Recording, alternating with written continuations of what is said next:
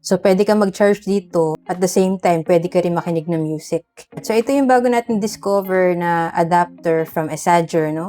Ang nagustuhan ko dito, pwede siyang pang music as well as pwede rin siyang pang charge. Kasi di ba pagka yung phone po natin is wala nang saksakan ng earphones, nilalagyan natin siya ng adapter para makapag-wired earphone tayo.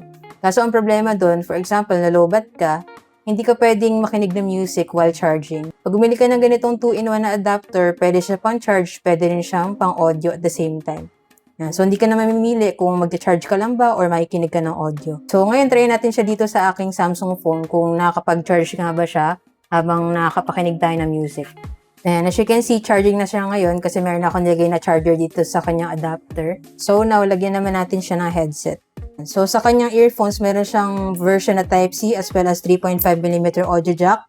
So, depende po sa earphones na ginagamit nyo yung kukunin nyo. And so, meron na siyang charger and then headset sa kabilang end. And right now, charging pa rin siya.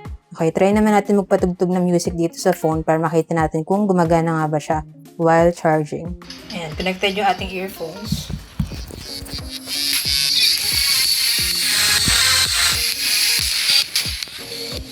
Ayan, so as you heard po, gumagana yung kanyang earphones as well as yung kanyang charger at the same time. Kung interested din po kayo sa ganitong 2-in-1 adapter for your charger and your earphones, check nyo na lang po dyan sa Yellow Basket. Diyan ko nabili yung sa akin para same quality and legit store din yung mapagbilan nyo.